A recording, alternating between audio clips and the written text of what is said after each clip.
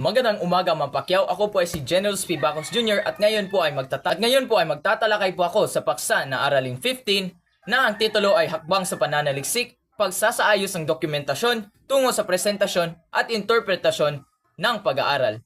At mayroon nitong mga apat na bahagi na nilalaman ng pagsasaayos ng dokumentasyon, wastong paggamit ng mga material na pinagkukunan ng datos, maayos na pagdodokumento, kapalit ay proteksyon, at sa hulihan ay yung kahalagahan ng kaayusan ng dokumento.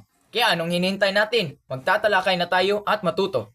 From the surface, makita natin yung Aralin 15 ay nagtatalakay kung paano tayo magawa ng proper dokumentasyon at kung paano gagamitin yung mga natin na datos at gamitin sa ating pananaliksik. Kaya yung una ay yung pagsasaayos ng dokumentasyon.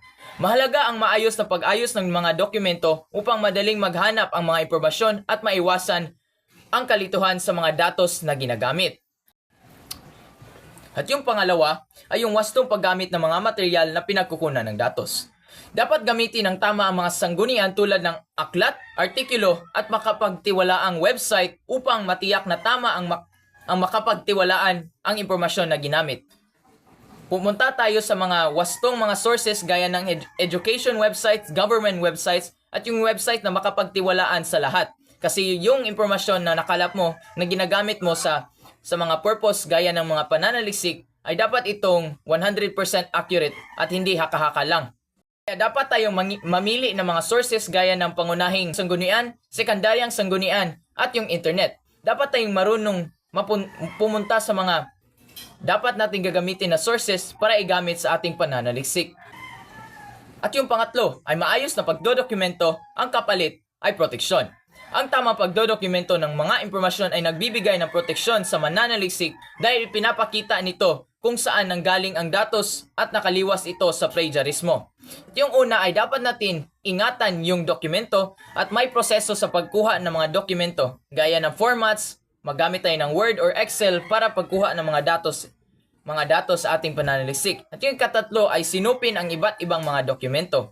At yung kaapat at pinaka-importante ay sa proseso ng paggawa natin ng dokumento ay dapat natin iwasan natin yung plagiarismo o pagcopy sa ibang mga teksto na hindi pinaparaphrase o ini-humanize yung datos na kinopya mo sa laing mga author. Kaya kung tatanungin niyo ako, bakit ba tayo magsunod ng mga tatlong rules gaya ng maayos na pagdodokumento at maayos na pagkuha ng datos? Dahil ito sa kahalagahan ng kaayusan ng dokumento. Kapag maayos ang dokumento, nagiging malinaw ang presentasyon ng impormasyon at mas madaling maintindihan ng mga mambabasa gaya natin ang nilalaman ng isang gawain o pananaliksik. Kung maayos yung dokumento natin at hindi kalat ang nilalaman, makita natin yung mga kailangan nating makikita ng madali gaya ng mga talaan sa pananaliksik, mayroon tayong talaan ng nilalaman. Tumutulong ito para mag-organisa ng ating mga idea at kung saan pumunta yung mga chapters gaya ng metodolohiya, review of related literatures, at data analysis at iba pa.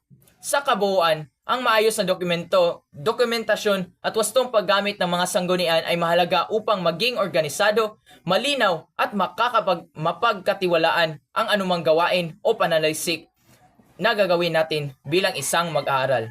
At yan lang po sa Aralin 15. Isa lang itong maikli na topic pero ito ay importante. Pero ito ay importante na itatalakay natin. Yan lang po. Salamat, Ma'am Pacquiao.